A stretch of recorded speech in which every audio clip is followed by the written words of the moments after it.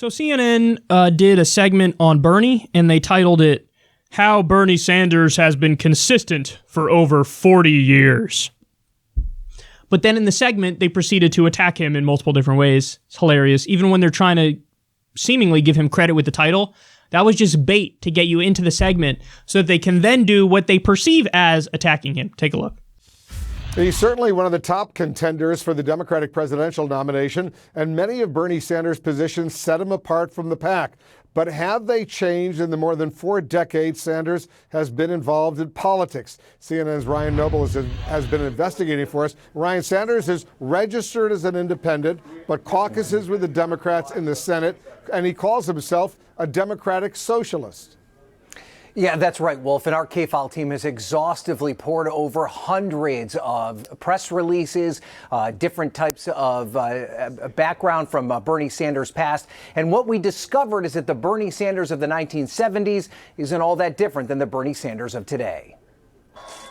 Thank you, Madison. Bernie Sanders, one of the leading contenders for the Democratic nomination. There is nothing that we cannot accomplish. Preaching a message very similar to his 2016 run. People cannot afford the medicine they need. They cannot afford the medicine they need. Start paying their fair share of taxes. Start paying their fair share of taxes.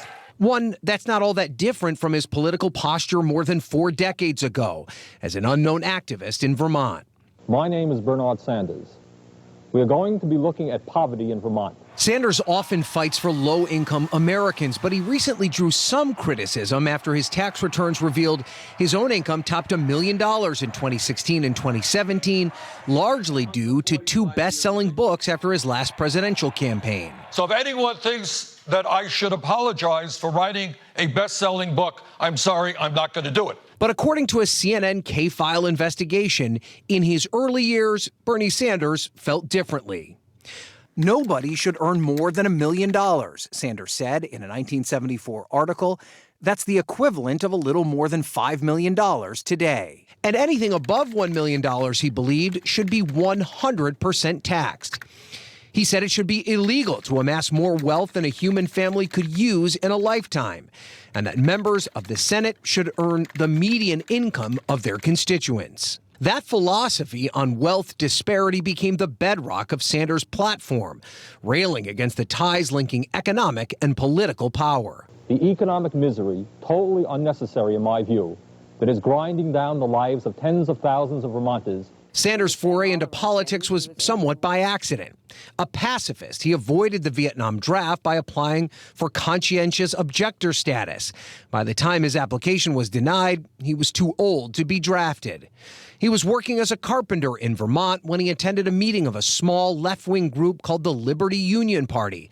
He emerged as their candidate for U.S. Senate. We're in this meeting, and we've done all our business, and here we don't have anybody for the U.S. Senate slot. I turn over and I see this bushy-haired guy in his rumpled clothes, and I'm saying, hey, you want to run for this seat? We need some fresh meat to sacrifice on the altar of the ballot. I don't think he had any illusions about winning, and I think he certainly surprised me, and I think perhaps surprised himself by volunteering to run for the Senate. And that was the beginning of his electoral career. That campaign included some of Sanders' most extreme ideas, including legalizing all drugs, including heroin, and even legalizing hitchhiking, which he often did to get from event to event. Doris Lake campaigned with Sanders in 1972 as the Liberty Union's congressional candidate. Bernie was the one who told me, well, this is what candidates do. They go in and they shake hands and say to the workers, vote for me and I'll take care of you. Sanders lost that election, earning just 2% of the vote, but he continued to sharpen his rhetoric against big corporations and the wealthy. In 1976, he ran for governor of Vermont. I think it's clear to anyone who follows the debate that both of these people are concerned about the interests of the 2 or 3% of the population who owns the state of Vermont and not the other 97% of the people who work for a living. Bernie has not, for better or worse, has not deviated. And the billions and billions and billions of dollars. Hundreds and hundreds and hundreds of billions of dollars. Hundreds of billions of dollars. The joke is now we turn on the telly, he starts, and we finish the speech. He lost that race and every other he entered in the 1970s. Sanders was socially progressive. The Liberty Union's 1971 platform called for abolishing all laws related to abortion, birth control, and homosexual relationships. A 1972 Liberty Union magazine edited by Sanders suggested lowering the voting age to 14, ending requirements to go to school, and punishing businesses who left the state without compensating workers. The concept of democracy is not wrong for this country or for the state. His first major victory finally came in 1981 when he was elected mayor of Burlington by just 10 votes. The policies he's held on to since then, like universal health care, free public college, and raising taxes on the wealthy, are largely what appeal to his supporters today. I have run for office in the state of Vermont on many occasions. Sometimes I've lost, more often I've won. What all of that showed is that those ideas were not radical ideas. They were common sense American ideas that the American people supported. And while much of what Sanders advocated for early on in his career remains the same today, there are some of the more radical positions that he has changed on. A campaign spokesperson confirming for us tonight that Sanders now believes that compulsory education is a good idea. He no longer believes that we should lower the voting age to 14. He no longer supports nationalizing many private industries, and he no longer supports legalizing all drugs, including heroin. Wolf? Good report. Ryan Nobles, thanks so much. I don't know whether I should be annoyed or I should be thanking them, because make no mistake about it, a lot of that stuff that they laid out there is a snide jab at Bernie. It's an attempt to take him down a couple pegs and act like, look at some of the crazy things he believed in. But even though I don't agree with all the stuff that young Bernie said, it's pretty fucking badass, son. So let's go through it. First of all, they bring up the criticism that wasn't a criticism. They made it up. Of like, he made $1 million from selling his book. How dare he make money when he says he wants to tax the rich?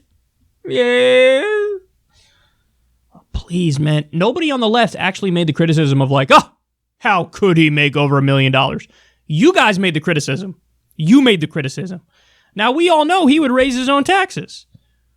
See, it's that old Russell Brand quote, which is brilliant, of when I was poor and I complained about the wealth inequality, they called me bitter. Now that I'm rich and I complain about the wealth inequality, they call me a hypocrite. So Bernie can't win. He can't win. His policy position has not changed in terms of he thinks we should tax the rich more, but they still try to do a gotcha on him because he made money from selling a book. But nobody on the left was actually mad about that. None of us were mad about that. None of us. I haven't seen a single person on the left who was like, oh, how could he? Now he lost my vote. So you guys made it up and you're running with it because in your mind you have a caricature, a stereotype of what you think a lefty would get mad about. And you're projecting and you're like, oh, he's getting criticism. He's getting criticism from the left because he made $1 million. But he's not. You made it up. You're the ones criticizing him. Now let's go through some of his old policy positions. Back in the day, he said, this was a long time ago, nobody should earn more than $1 million. So in other words, all income over $1 million should be taxed at 100%. Now, when you adjust for inflation, the amount of money he was talking about in today's dollars is about $5 million. Now, am I in favor of that policy? I'm not, no. But is that a crazy policy? Like, I always find it hilarious when people try to pearl clutch and act like certain ideas are crazy when they're obviously not crazy. Do you have any idea how much money $5 million a year is? Do you have any idea how much money that really is?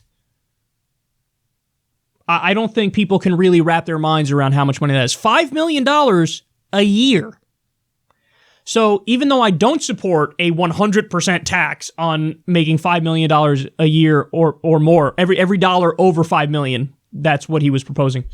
I don't think it's a crazy idea at all. I don't think it's crazy at all. I think that you would still be phenomenally, amazingly, incredibly wealthy in a way where you probably couldn't spend all that money in a lifetime if you're making $5 million a year. The idea that we're supposed to, let's say somebody earns, whatever that means, $15 million in our current fucked up system, $15 million a year, and they're walking away netting $5 million, and we're supposed to be like, feel bad for them? Like pity the poor person who just made $5 million? No. The way we think about this stuff is all wrong.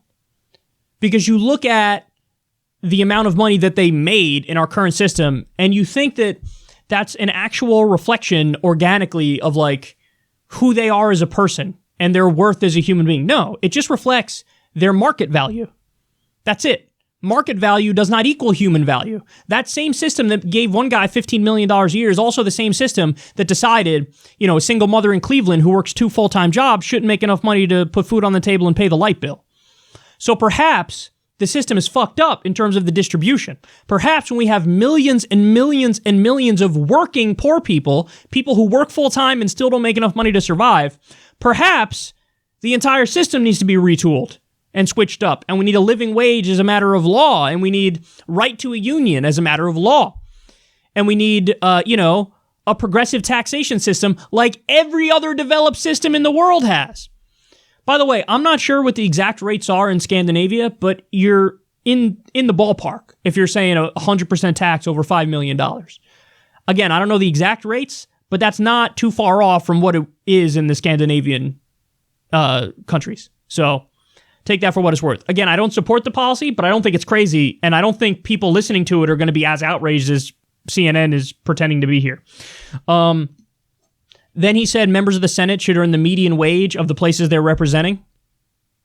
That's a pretty badass proposal. Again, I don't think I support that, particularly because I think when you get rid of money in politics, like you get rid of the corrupting influence and corrosive influence of private money, that I actually am totally fine with paying our senators and congresspeople well.